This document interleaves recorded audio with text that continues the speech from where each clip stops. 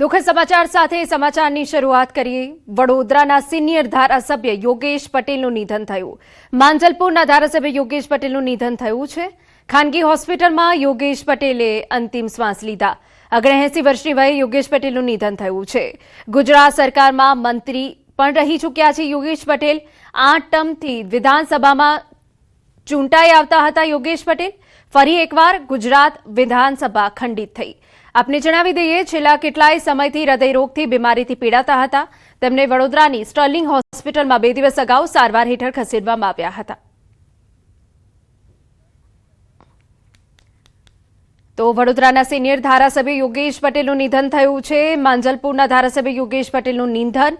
ખાનગી હોસ્પિટલમાં યોગેશ પટેલે અંતિમ શ્વાસ લીધા હોવાની વિગતો મળી રહી છે। ગુજરાત સરકારમાં મંત્રી પણ રહી ચૂક્યા છે યોગેશ પટેલ। 8 ટર્મથી વિધાનસભામાં ચૂંટાતા આવતા હતા।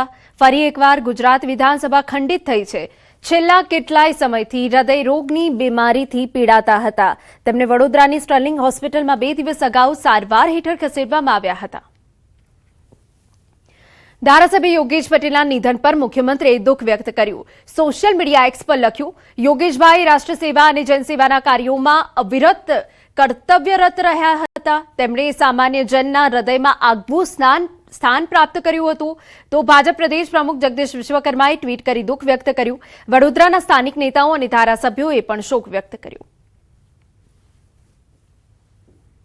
યોગેશ કાકા હંમેશા સત્યની સાથે રહેલા છે। ખૂબ આખા બોલા, ખૂબ સાચું વ્યક્તિત્વ અને એક જનપ્રતિનિધિ તરીકે લોકોની વચ્ચે લોકોની પ્રજાના પ્રશ્નોને વાચા આપવી એ એમનો સ્વભાવ હતો। યોગેશ કાકાની અચાનક વિદાય એ ખૂબ આઘાતજનક છે। સમાજને સમર્પિત સેવક, નાના મોટા કોઈ પણ મુદ્દા હોય તો એમના ધ્યાન બહાર ના હોય।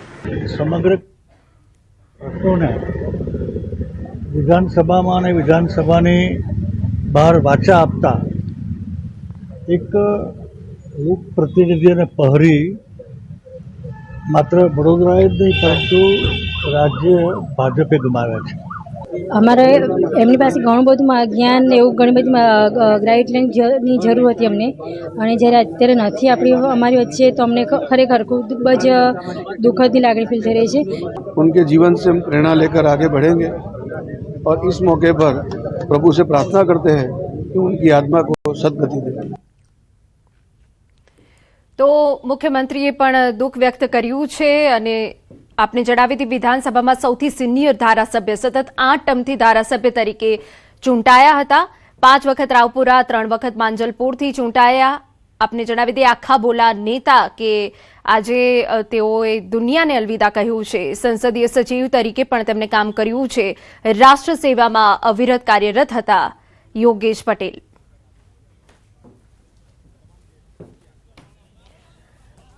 તો વડોદરાના સ્થાનિક નેતાઓએ પણ દુઃખ વ્યક્ત કર્યું છે। આપને જણાવી દઈએ, જો તેમના વિશે વાત કરીએ તો રૂપાણી સરકારમાં રાજ્યમંત્રી રહ્યા, સંસદીય સચિવ તરીકે તેમણે કામ કર્યું। 1990 થી છેલ્લા શ્વાસ સુધી તેઓ ધારાસભ્ય રહ્યા। લેવા પાટીદાર સમાજના દિગ્ગજ નેતા હતા। લેવા પાટીદાર સમાજમાં તેમનું પ્રભુત્વ પણ ખૂબ હતું। કોઈ પણ ભોગે પ્રજાના પ્રશ્નો ઉઠાવતા નેતાની છાપ હતી તેમની। કોઈ પણ સામાન્ય પ્રશ્નો હોય તો પણ જનતાના સાચા પ્રશ્નોના સમાધાન માટે હંમેશા તેઓ અડગ રહ્યા છે। વડોદરામાં પણ જનતાના અનેક એવા પ્રશ્નો હતા કે જ્યાં તેમણે વાચા ઉઠાવી હતી, તેમણે વાચા આપી હતી જનતાના પ્રશ્નોને, અને જ્યાં સુધી ન્યાય ન મળે ત્યાં સુધી લડનારા નેતાએ આજે દુનિયાને અલવિદા કહી દીધું છે।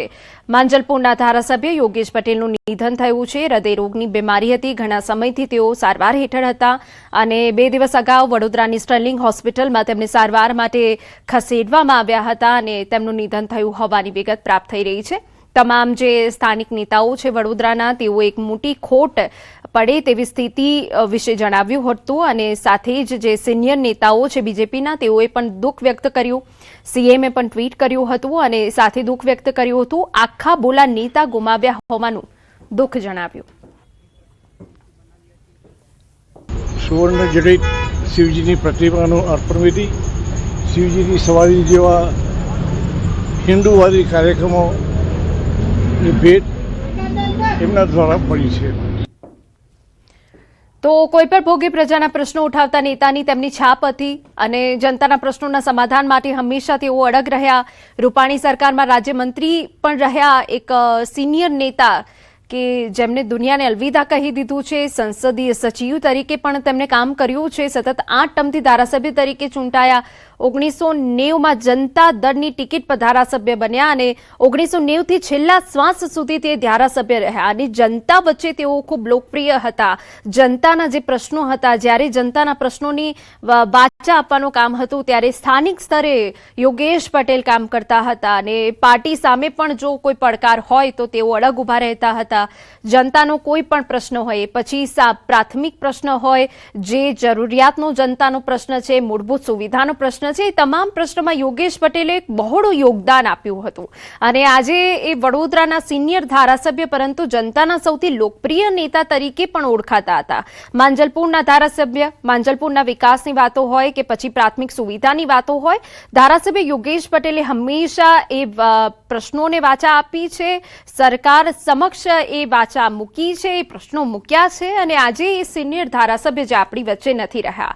માંજલપુરના ધારાસભ્ય યોગેશ પટેલનું નિધન થયું છે. પણ યોગેશભાઈ એટલા પ્રેમલ બી એટલા ગુસ્સેબાજ બી હતા, પણ એમનું ખોટ કોઈ દિવસ પૂરી નહીં થાય આ બરોડા શહેરમાં. વડોદરાની તમામ પ્રજા એમને યાદ કરશે. તો જે રીતે આપણે સાંભળ્યું કે વડોદરાની જે પ્રજા છે તે હંમેશા તેમને યાદ રાખશે.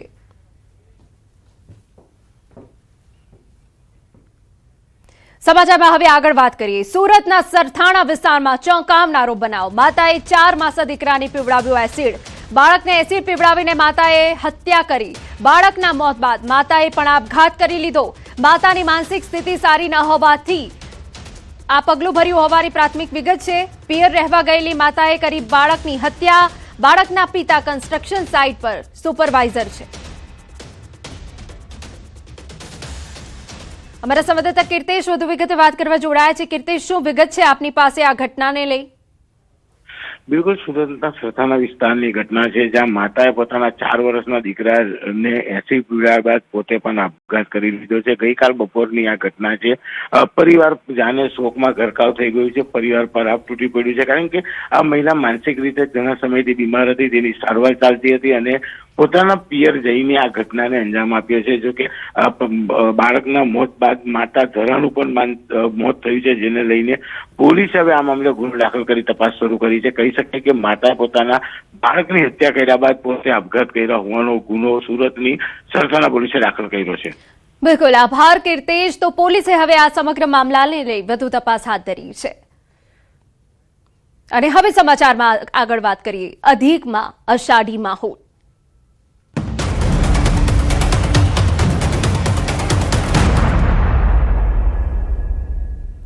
7 જિલ્લામાં તોફાની વરસાદની આગાહી. સાંજે 7 વાગ્યા સુધી 7 જિલ્લામાં આગાહી છે, જેમાં ભાવનગર, અમરેલીમાં તોફાની વરસાદી આગાહી, ગીર સોમનાથ, રાજકોટમાં તોફાની વરસાદી આગાહી, જૂનાગઢ, ડાંગ, વલસાડમાં તોફાની વરસાદી આગાહી. ગાજવીજ સાથે 40 કિલોમીટરની ઝડપે પવન ફૂંકાઈ શકે. તો જૂનાગઢ, ડાંગ, વલસાડમાં તોફાની વરસાદની આગાહી છે. ગત મોડી રાત્રે પણ ભારે પવન સાથે ભારે વરસાદ પડ્યો હતો અને આજે પણ 7 એવા જિલ્લા છે કે જ્યાં તોફાની વરસાદની આગાહી કરવામાં આવી છે. સાંજે 7 વાગ્યા સુધી 7 જિલ્લામાં વરસાદની આગાહી છે, જેમાં ભાવનગર, અમરેલીમાં તોફાની વરસાદની આગાહી વ્યક્ત કરાઈ છે. ગીર સોમનાથ, રાજકોટમાં તોફાની વરસાદની આગાહી કરવામાં આવી છે. જૂનાગઢ, ડાંગ, વલસાડમાં પણ તોફાની વરસાદની આગાહી છે. સૌરાષ્ટ્રમાં ગાજવીજ સાથે વરસાદ પડી શકે છે. 40 કિલોમીટરની ઝડપે પવન ફૂંકાઈ શકે છે તેવી આગાહી.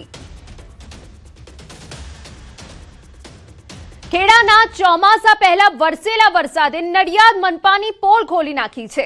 નડિયાદના તમામ ગરનાળા, કલેક્ટર કચેરી સહિતના વિસ્તારોમાં વરસાદી પાણી ભરાયા છે.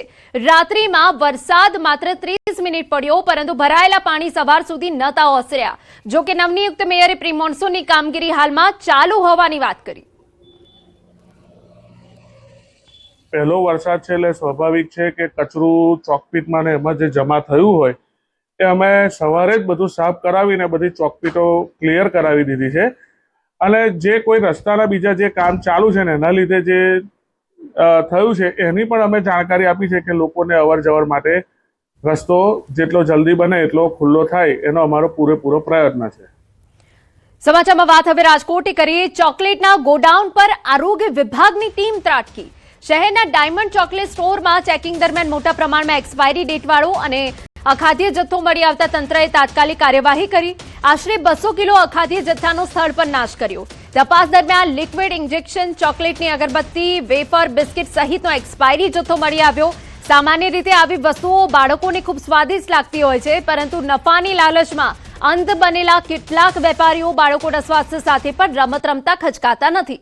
આ દરોડા બાદ ગોડાઉન માલિકે પોતાનો બચાવ કરતા કહ્યું કે આ જથ્થો અલગ રાખ્યો હતો, સાથે એક્સપાયરી માલ અંગે સૂચન કરતું બેનર ન લગાવવાની ભૂલ પણ સ્વીકારી હતી.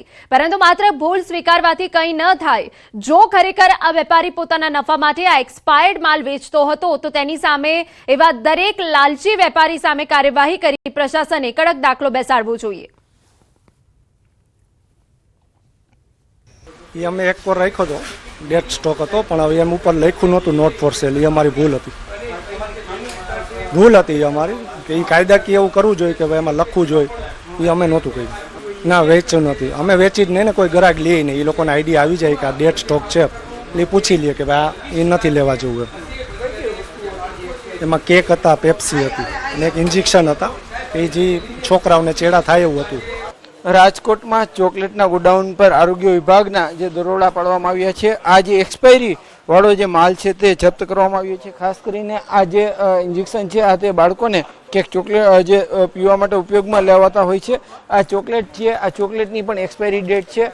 આવી અંદાજિત 200 કિલો જે છે એ માલ જપ્ત કરવામાં આવ્યો છે. ખાસ કરીને જે રીતના આ જે પેપ્સી છે, ખાસ કરીને ઉનાળામાં બાળકો છે તે પેપ્સી પીતા હોય છે.